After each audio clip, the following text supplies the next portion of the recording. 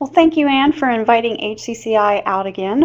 As you stated, my name is Elisa Moore, and I'm the Education Coordinator for HCCI, as well as a Certified Housing Credit Counselor.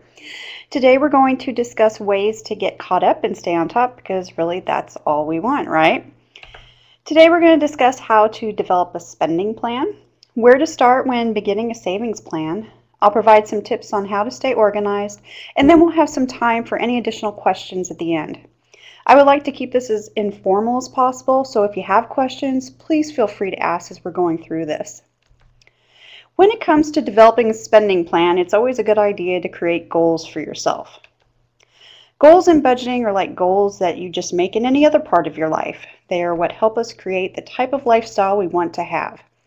Goals also ensure we're doing all we can to stay on track. So the first thing you want to do is identify your short-term, midterm, and long-term goals. A good rule of thumb is to align your savings goals to your budget. This means that we're going to be utilizing a more economic way of thinking, wants versus needs, which means you can't always have what you want when you want it. Sometimes you have to make sacrifices and compromises to get the things you want, and every choice has some type of a consequence, whether it is positive or negative. Pretty basic, right? And not unlike what we used to hear from our parents growing up. One way to begin creating goals is by utilizing the SMART system. A lot of organizations utilize the SMART system of goal planning because it forces you to make goals that are precise in nature. Your goal or objective should be able to answer each of these questions. Is it specific? Is it measurable? Is it something that I can attain? Is it relevant? And in what time frame would I like to reach this goal? Utilizing the system not only increases your opportunity for success, but it also makes the necessity of goal planning less tedious or complicated. So when it comes to choosing your financial goals, it's always good to know how time frame can affect the types of goals that we create. For instance, a short-term goal is one that can be achieved in 6 months or less. What do you think might be an example of a short-term goal? Planning a wedding. Yes, definitely. And what a fun goal that can be, right? What else might be a goal that would fit into that time frame? Well, let me tell you a little bit about Elisa. When I was in my 20s, I couldn't pay my bills on time to save my life. And it wasn't because I didn't have enough money to do so. It was just because I was so unorganized with my finances. I would pay things late, and what happens when you pay things late? That's right, you get a late charge. So here I am basically throwing money away to my creditors just because I wasn't more organized. So one of the first goals I made when I began budgeting was that I want to pay my bills on time in the amount I'm expected to pay them this month. Seems easy, right? Well, actually it was. And it worked because I had something to refer to that helped keep me on track. So not only was I successful in reaching that goal, which would make anyone feel good, but I was also able to accomplish it with little effort. It just took a little bit of planning, writing down some due dates. It amazes me how much we can simplify our lives if we just take a few minutes to evaluate it. A lot of us just go through life day to day, not thinking about the future because we're so caught up in life happening at us in the present. Anyone else here ever experienced that? Constantly playing catch up only to have something else happen after things began to settle down again. No, that never happens, all right? Well, honestly, when you start with an attainable short-term goal, it not only makes you feel good about accomplishing something positive for yourself, but it will also enable you to take control of your life again. And maybe it's not paying your bills on time. Maybe it's getting in touch with your loan servicer and requesting a different payment option because the current payment is just too much for you to handle. It is amazing how much of a difference it can make by picking up the telephone and asking the person on the other end what other options you have available. Moving on, let's look to midterm goals. Midterm goals typically range between 6 months to 5 years. When thinking about potential midterm goals, I look at the peripheral things in my life. How's my car doing? Might I need to purchase a different vehicle within the next 5 years?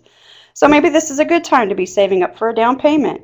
Or if you're a homeowner, how's your HVAC system doing? Or your appliances? It never fails that something will need to be replaced within a 5-year period. So once again, rather than allowing life to happen at you, just start saving money today for when things begin to age and break down. So you'll have the ability to pay for them with cash rather than putting them on a credit card or having to take out a signature loan with a high interest rate. Finally, we have long-term goals. Long-term goals are 5 years or more. So how are you doing with savings for retirement? Or maybe the family is talking about taking a big vacation. Rather than putting it on your credit card, make it a prepaid vacation. Do your homework in advance with these goals so you know the money you need will be sitting there waiting for you when the time comes. Just remember to align your savings goals to your budget. I know it seems like a crazy puzzle in the beginning, but everything will fit together in place when you take the time to do it.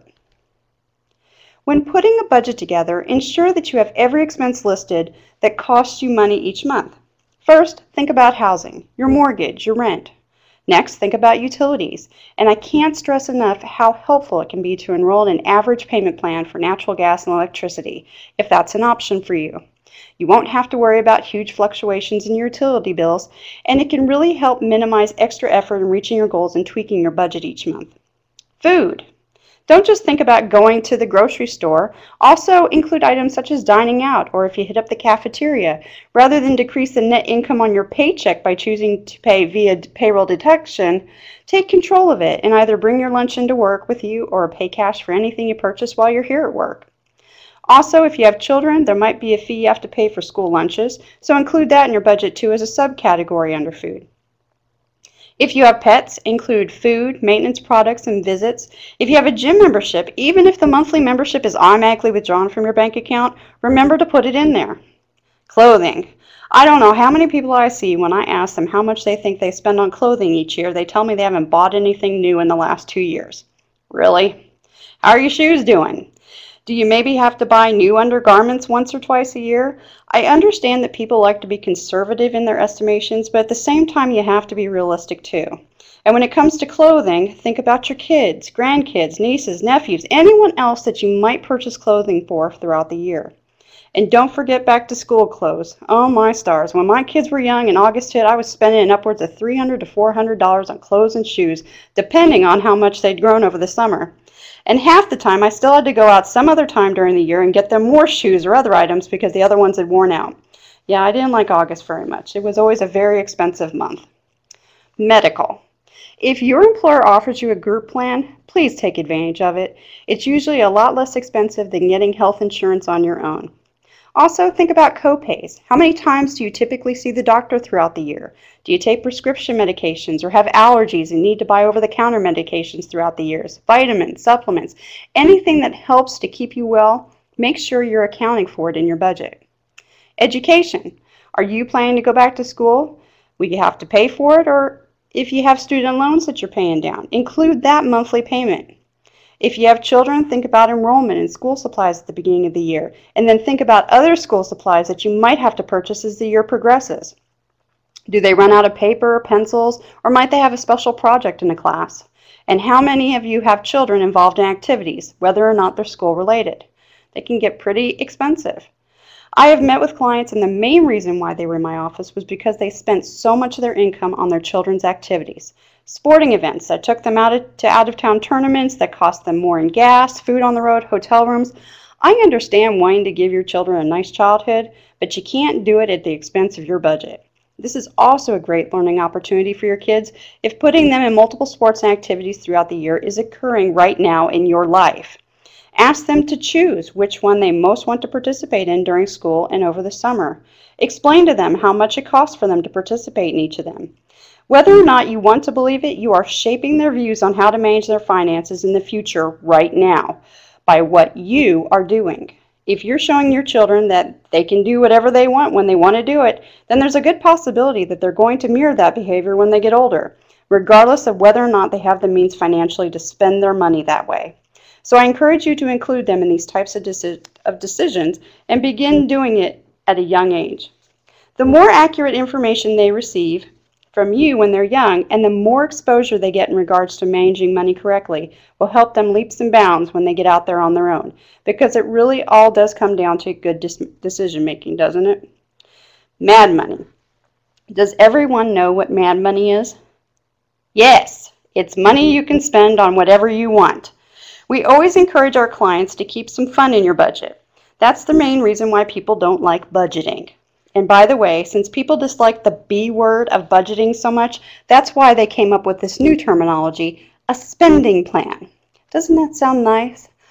Spending plan. I always say budgeting is a lot like dieting. When you're on a diet, you're keeping yourself from eating something. Just like in budgeting, you rein yourself in and limit how much you spend. I don't know about you, but when I'm dieting, I usually nail my dieting goal the first month. Not eating donuts, cookies, whatever it is, I'm choosing this time. And then we'll have a treat day at work. And it never fails, someone always brings in the exact food that I told myself I was not going to indulge in while I was on this diet. So here's me. You know, I've been good this whole last month. One isn't going to hurt me, right? But how many do you think I actually eat? That's right. When it's all said and done, Elisa is licking the plate. I'll regret it later, but I'm enjoying it now, right? Because that's what we do. We talk ourselves into doing things. So how about this? You've been saving for the last 6 months. You are so proud of yourself. You're really doing this. That Elisa gal encouraged you to make a goal, and by God, you're doing it. And then you happen to be out at Best Buy. And wouldn't you know that one thing you've been wanting is staring you in the face. And it's on sale. Because when we see a sale, we think we're getting a better deal, which just adds fuel to the fire in this respect. So there you are. You know, I've been doing great the last 6 months. I haven't touched my savings at all. I do have enough money in there, and it's on sale. So what are the odds you're going to go ahead and buy it? Pretty good, right? Because we talk ourselves into doing things. And the great thing about having these conversations with yourself is that you are your only judge. And I imagine you're going to give yourself a pretty good argument to make the decision work out in your favor, wouldn't you think? So put some mad money in your budget. That way when you see something you want within reason, or get that call from your friend who says that the kids have been driving her crazy all day and she just wants to get out of the house for some adult time, guess what? You don't even have to think twice about whether or not you have the money available to do it. It's already in your budget. And there's absolutely nothing wrong with splurging or making it an incentive to be able to get something you really want. Just make sure it's not taking away from anything else in your budget, and that you're taking the time to think about what you're buying and the money you're going to need to use to buy it. That slows you down from making those costly impulse purchases. Transportation. Anything that has to do with your vehicle, so making the car payment if you have one, keeping the insurance and tag up to date, and having gas money. Or if you don't have your own vehicle, maybe you give gas money to someone else, or you pay for bus fare to get you where you need to go. However you get from point A to point B, make sure it's accounted for in your budget. Insurance. There's a reason why insurance is available, and I understand the argument of why do I want to pay for something I might not ever need. The operative word in that sentence is might. Yes, you might or might not, but if the worst does occur, at least you're covered for some or all of what you'd be responsible for paying out. So briefly, I just want to touch on a few types of insurance. Auto insurance. As long as you don't have a car loan, just make sure the amount of coverage you have on your car still fits with the age of the car. Health insurance is a necessity. I'm sure you all know this given the line of work you're in. Renter's insurance. Does everyone know what renter's insurance is and why it's important to have? Right. It protects your things. A lot of people believe that if the place they're renting is ever burglarized or if there's a fire or natural disaster, their landlord is going to replace their things. No. The landlord has homeowner's insurance, which protects the house, the shell that you're living in. But you are responsible on your own for everything that you bring into that house. And in most cases, you'll be paying less than $25 a month for it, especially if you can tie it in with your automobile insurance. Life insurance. There are two types. There's term life insurance. This type of insurance typically has a lower monthly premium, and it covers you for a certain period of time, like 10, 15, 20, 25 years. The other type of life insurance is whole life. Whole life is a lot different from term life because it builds up cash value over time. The premium is going to be higher, but at some point you will have the ability to borrow from it if you need to. And finally, savings. It's just a good idea to be putting money away each paycheck to pay for those unexpected things that come up in your life. Having it in your budget makes it an item that you're forced to deal with monthly, rather than, if I have enough money after I pay my bills, maybe I'll put some away. If there's no plan for savings and you happen to have money left over after paying your bills, there's a good chance that you'll just blow the money each month anyway. Now here's a great worksheet. I hand this one out to clients who come in to see me. It's called the Prioritizing Expenses Worksheet. Depending on your current financial situation, perhaps you have the ability to pay all of your bills, But one month you receive a medical bill for a visit you had, and you find out whatever the hospital or clinic did to get you back up and running again is going to cost you more out of your own pocket than you anticipated. You contacted the place and they tell you that you make too much money to get any type of hardship agreement, so what do you do now? Enter this worksheet. But before I go more in depth, let me share this with you. Your budget is really a blueprint of where you choose to have your money go each month. So your budget is your foundation. Now everybody knows having a good foundation is the first step in creating anything in life. Relationships, friendships. So your budget can truly help you when unexpected expenses arise, because now you have something that is in black and white and tangible that you can manipulate. So maybe you can cut back on dining out this month, or if you're not on a contract, maybe you can discontinue your cable for a few months until you get this bill paid. Without a budget, you could be in limbo. And the reason for that is this. First, your mental capacity is going to be compromised because you'll be fixated on not having enough money to pay the bill in full. Second, the last thing you'll want to do is actually take the time to sit down and create a budget at that time because you already know you're going to be short of money. How many of us are going to want to do something when we automatically know we're not going to be satisfied with the results? So that's really why a budget is important. So let's take a look at this worksheet. As you can see, it lists a ton of expenses on the left side. You might have some of these expenses, you might have all of them, or you might have expenses that aren't even listed on here. Guess what? It's your worksheet, so you can change it to fit your life. The next column says budget. This is where you're going to write in how much you have to pay for each of those expenses in a month's time. The next column says survival. The survival column includes those expenses that you absolutely have to pay each month. So how do you determine what to put in that column? A good rule of thumb is if it can hurt you or your family or be taken away from you, then it needs to be in your survival column. So what's one thing that might fall into that category? Of course, your mortgage or your rent. I understand that this is probably the biggest expense you have each month, but by all means pay it, even if you can't pay for anything else. The reason for that is because since it does cost so much, it's probably going to be the hardest expense for you to catch up on. And where are you going to be if your house gets foreclosed upon or you get evicted? Exactly. So make it a priority. What's another expense that you absolutely have to pay for each month? Right, utilities. What happens if you don't pay your utilities? They turn you off, and you have to pay even more money to get them turned back on. So pay that bill, and if you can't pay the whole bill, then contact the company and see if you can make a payment arrangement. Once again, one phone call can be the difference between peace of mind or running scared wondering when you're going to come home and have no lights. Okay, so what's another expense that you need to pay for each month? Food, yes! I don't know how many clients I see that when I ask them how much they spend on groceries throughout the month, they tell me it's whatever they have left over after they pay all of their bills. Really? Is that realistic? I don't know about you, but I'm not going to be waiting until the end of the month to eat. I'm going to be scavenging under couch cushions for loose change, borrowing money from my parents or friends. The point is, one way or another, I'm going to find a way to feed myself and my family. So don't make food less critical than what it really is. We all need to eat. Okay, so what's another bill we need to pay? How about transportation? If you have a car loan, what's going to happen if you don't make your car payment? Right, they're going to repossess it. And do you think they're going to care about your situation? Probably not. So once again, either pay it or see if there's a payment arrangement that can be set up. Make sure you have the money to renew your tag each year and be insured. And don't forget about having gas. It's not going to do you any good to have a vehicle if it can't get you to the job to make the money that's going to allow you to pay your bills.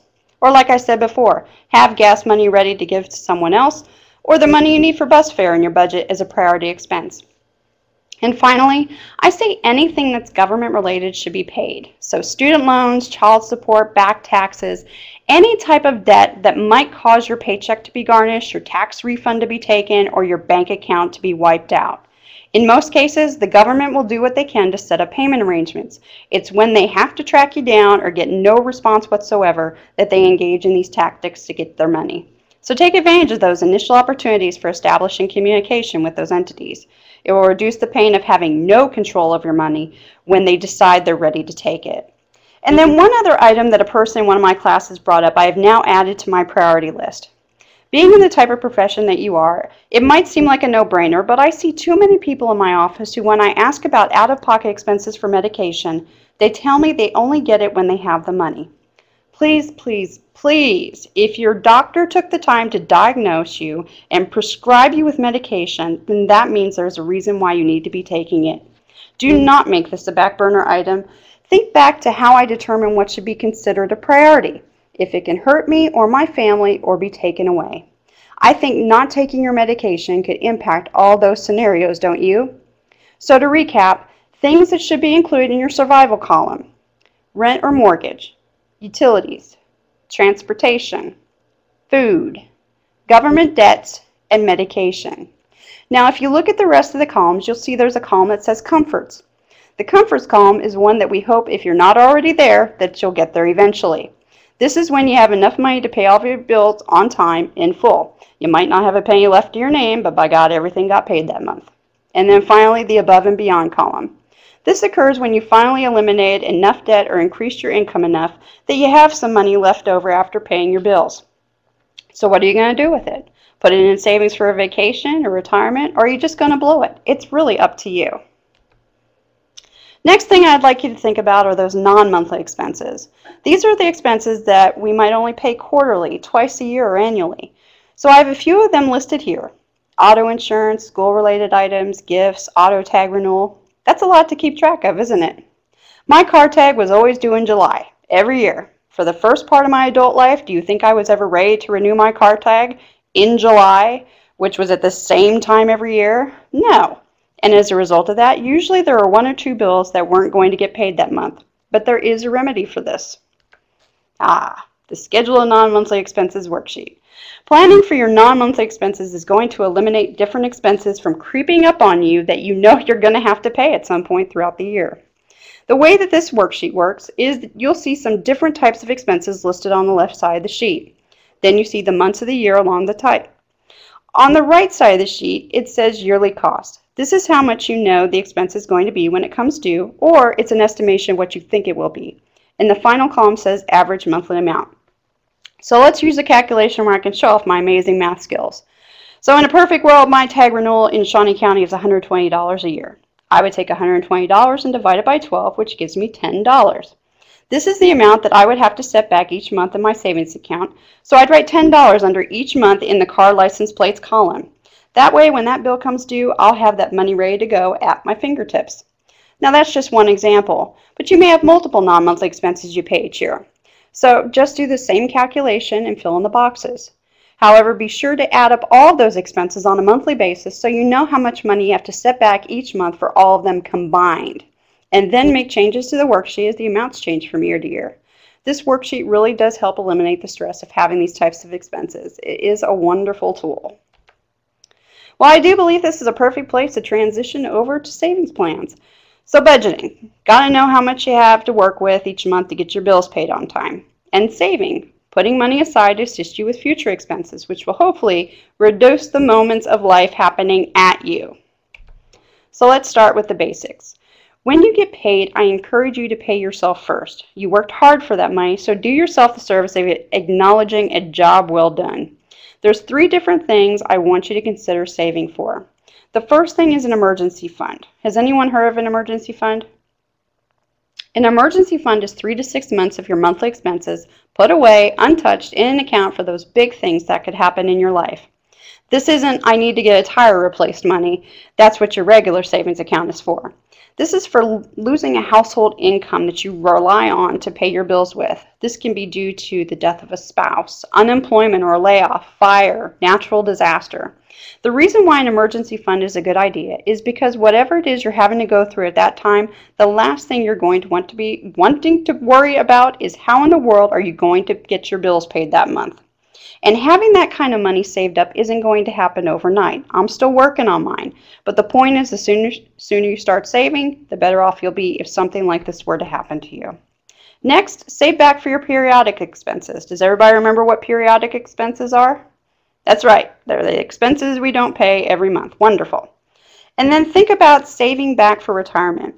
Meet with a professional to determine how much you need to save up now so you can have the lifestyle you want when you retire. The biggest letdown for our older folks is that they did not save up enough for retirement, and they're feeling the pangs of it now during a time in their life when they had planned to just relax. I think the interesting thing about your savings options is that you have a lot of them that can actually make you money without you needing to put in a ton of effort or needing to know about Wall Street. For example, did you know that you could purchase an EE savings bond for only $25? That means if you reduced your dining out to say 3 times a month versus 6 times a month, you could purchase one of these bonds. And what's great about these is that they do double in value. It just takes time. These are the types of bonds that are great gifts for when a person has a baby or just to put away for your own children when they're born.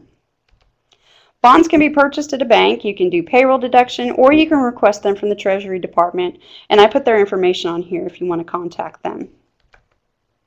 The reason why I say EE bonds are great for children is because they can be used to pay for education when they're older, and like it says, it's tax-free.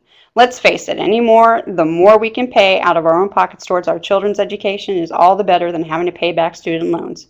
Every little bit helps, right? There's another type of bond available, such as I-bonds. They can be purchased in 8 different denominations beginning at $50. They are inflation indexed, which means that as the cost of living goes up, so does the interest they earn each year. However, they can also go down, so I just encourage you to do your research. One great thing about I-bonds is that the interest earned is exempt from state and local taxation, and they're only taxed federally when they are redeemed or when it reaches maturity. Certificates of deposits, otherwise known as CDs, are great if you have at least $500 and don't care if it takes 6 months to 5 years for it to mature. I say, if you work in an organization or company that offers a 401k or 403b, by all means take advantage of it, because in those cases your employer is going to match you up to a certain percent. Free money. Also, it is still a good idea to save for retirement on your own. Who knows whether or not Social Security is going to be around, and it's very difficult to live on it without some type of other income anyway. So always be thinking about other ways to save for retirement on your own. Which brings me to individual retirement accounts, IRAs. There are 2 different types of IRAs, and it's a great way to save for retirement. Just know the difference between them before you get started. With a traditional IRA, you may be subject to income tax when you begin withdrawing it, since it's treated as ordinary income. A Roth IRA, on the other hand, is tax-free if earnings on the account and withdrawals occur after the person is 59 and a half. To get the most for your money, it's always good to meet with a professional, but just to familiarize you with some of the terminology, let's look at 3 different types of investments. First, there's the income investment. This investment pays monthly income through interest or dividends. Second, there's a stable investment, which is modest interest but provides the same return every year. And finally, there's the growth investment. It is possible for a growth investment to double every 6 to 9 years, so it has a high rate of return. An example of an income investment would be a mutual bond or money market fund, where you receive an income from interest or dividends that are compounded monthly. A growth investment would be individual stocks or a mutual fund or IRA. This is a combination of stocks and they pay at a higher rate. Finally, there's the stable investment like CDs or bonds that can be cashed out periodically. They earn modest interest, but they don't always keep up with inflation. So, have you overlooked anything? As I stated earlier, as we reach retirement age, we are hoping that we have planned accurately. Here's just a quick list of items to put on your to-do list to give yourself a better chance of being covered after you retire. First, put enough aside for medical care, so consider any visits to the doctor or prescriptions that might not be covered in full by Medicare or your supplemental insurance. Second, keep an adequate emergency fund. And remember, as you purchase new items, be sure you account for them in your emergency fund. Third, diversify your investments. We discussed 3 different types of investments. Seek out a professional and begin saving now if you haven't already. And fourth, pay yourself first. You always need to have a general savings account that you can tap into for the more trivial things that happen in your life. This is also where you can put the money for your non-monthly expenses. Now, I just want to give you a few tips to help you stay organized and reach your financial goals. It's a good idea to always know where you stand each month. So how do you do this? Whenever you make a purchase with a debit card, be sure to write it down in your check register and balance your checkbook monthly. This will reduce the chances of having bank errors that lead to overdrafts. It only takes 2 or 3 overdrafts to really get yourself in a bind. Save your receipts. Why would you want to save your receipts? Right, to track your expenses. What's another reason to hold on to your receipts? Okay. Have you ever purchased an item and had to return it to the store? Most places won't even look at you twice if you try to return something without a receipt. So try to hold on to your receipts for at least 30 days. That way you're not throwing money away if the item you bought can be returned for a refund or exchanged for something new. You'll also want to keep your receipts to check against your bank or credit card statements. Mistakes can happen and your receipt can get them corrected quickly. We spoke about tracking expenses a minute ago, and I just want you to know that there are smartphone apps out there that are free that can be helpful when it comes to tracking your expenses, especially while you're out in the community. We also offer a way to track expenses by using a worksheet called a Fritter Finder and a pocket tracker.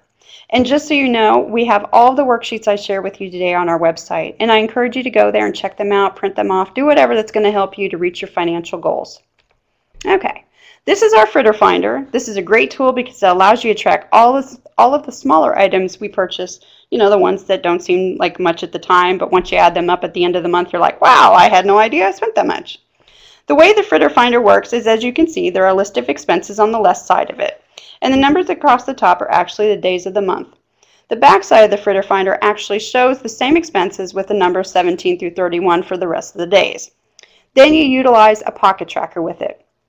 The pocket tracker folds out and allows you to keep track of your receipts out in the community because it is really small, so it can be kept easily in your purse or your wallet. The pocket tracker has the same expenses listed across the top of it, but there is a place to put in your goal or stopping point for that particular expense. Use your budget and determine how much you can comfortably spend for each item. So this is more or less a reminder when you're out in the community to keep you on track with your budget. So if your budget says you can only spend $50 a month for dining out, then each time you go to the drive-thru, convenience store, coffee shop, or wherever you grab something to eat, you'll write down in your pocket tracker whatever it says on your receipt. And then when you get home, you can transfer that information to your Fritter Finder, the master sheet, for that particular expense under the date in which you made that purchase. If you're diligent and committed, at the end of the month, you'll be able to see exactly where all your money goes each month. The next tip I have for you is to get yourself into a routine when it comes to paying your bills and filing them away each month. How many people have heard of the envelope method? I see some head nods. Did you like it? I ask because I've spoken to people who swear by it, and then I've run into others who don't like it at all. Honestly, it comes down to your own self-control. With the envelope method, you actually write on the outside of an envelope what the money is for that's inside. This might present a problem for some people who have issues with impulse purchases. For instance, if it's 100 degrees outside and you hear the ice cream truck coming, if there's no money in your wallet or purse and you're just dying for a bomb pop, do you think the money in those envelopes are going to stand a chance? Probably not. So you do have to have a bit of self-control in this respect. There are also online resources available. www.mint.com is a great place to keep track of your income and expenses. If you like bar graphs and pretty colorful pie charts, then this is the place for you. And all you have to do is register your information and keep up with it. There's software on the market that you can purchase at any office supply store, and calendars are also a great option. When I was first learning to budget, the calendar was my friend. And there's also nothing wrong with utilizing a binder, notebook, or ledger to keep track of everything. You just need to know where it is when it's time to do this every month. And if you haven't established a routine yet, start today. The last tool I want to share with you is the Paycheck to Paycheck worksheet. I refer to this worksheet as the Getting Organized worksheet. Along the left side of it, there are those lists of expenses again, but the next column would have been a godsend to me in my early 20s when I was so unorganized. That's the due date column. The next column is the budget column, where you write in how much each expense is going to cost. But then you have these 4 other columns that say first check, second check, third check, fourth check. This worksheet is great when you're single or cohabitating with someone like a roommate or significant other, because you can list the net incomes for each person who's contributing to the household expenses and actually write in who's in charge of paying what. This eliminates that argument of, I thought you were going to pay that. No, I thought you were going to pay that this month. All the while you're having this discussion in the dark because your lights got cut off. Yeah, nobody can relate to that. This worksheet allows you to break up your larger monthly expenses into more manageable payments too. For instance, when I was first starting out, I worked a part-time job. As you can imagine, my rent payment was more than one of my paychecks. So what I would do was when I got paid, I would hold on to that one paycheck and not touch it. And then when I got paid again, then I would take the remainder I needed and would then write my check to the landlord. Now, do you think I had any problems for that 2-week period while I was waiting to get paid again? You bet your bottom dollar I did. I couldn't put gas in my car, I couldn't go to the grocery store. So then I learned how to split up the payments between my paychecks. So my rent was $500 a month. I would take $250 from my first paycheck and $250 when I got paid again from my other paycheck, and then I could write my check to the landlord while also being able to do anything else I needed to in between paychecks. But the great thing is that you can do this for all of your bills, so you can always ensure you have at least half of the cost of your monthly expenses covered with each paycheck. And don't forget to include your non-monthly expenses in this worksheet that you'll be putting away in your savings account. My final tip for you is to look to your community when you get in a pickle. There's United Way 211, where you just have to put in what you need and they'll get you set up with it in your area if it's available. There's Lifeline for phone service. And I cannot stress enough once more how nice it is to be on an average pay plan for your utilities. It really cuts down on those high gas bills in the winter and high electric bills in the summer, and allows you to have more reliable budget month to month.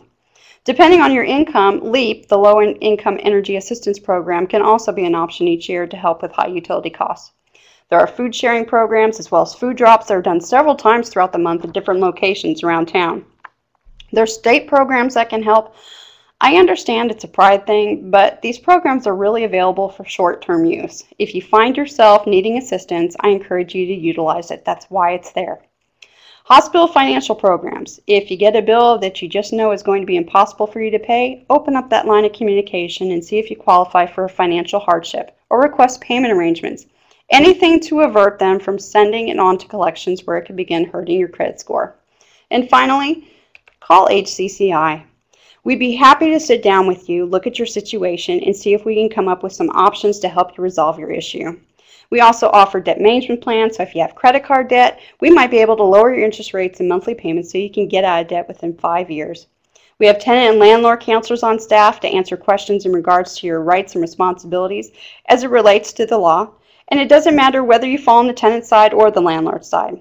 Now, they're not attorneys, so they can't provide legal advice, but if they can't answer your question, they'll get you pointed in the right direction so you can get it answered. So I encourage you or anyone else you know to contact them if you ever find yourselves in that type of situation. They also know that most people, when they have these kinds of concerns, usually need an answer to their question today. So they do see people on a walk-in basis. Some of our other services we provide include homebuyer counseling, financial counseling, counseling on student loans, mortgage default, bankruptcy, and foreclosure prevention. So I encourage you to schedule an appointment with us if you ever have concerns regarding your finances or any of the other services that I just mentioned. We understand that not everyone works a standard 8-to-5 job, but please don't let that deter you from scheduling an appointment to come in and see us. We can do counsels over the phone, via email, and online, and we can schedule appointments before we open in the morning or after hours in the evening. The point is that you don't have to be seen in person if your schedule doesn't allow it. We try to be as versatile as possible to help as many people as we can. We also hold classes throughout the community, so check out our website under Education to see if we have anything you might be interested in attending in the future. Just a quick plug for our series we do have coming up in the fall. We will be giving our Women in Money series again that will begin in late September. It's for women, by women, and it covers topics on basic budgeting and credit all the way up to investments, retirement, wills, and estate planning. All of the information that women need to know to always be prepared. There is a class fee, but scholarships are available. They'll be held at the Topeka and Shawnee County Public Library in the evening, and registration is available right now on our website. HCCI has offices in Topeka, Lawrence, and Manhattan, and we provide our services and education within a 22-county radius in northeast Kansas. We are a nonprofit, and we've been around for over 40 years, so we must be doing something right. Okay, so now I'll open up the floor for any additional questions.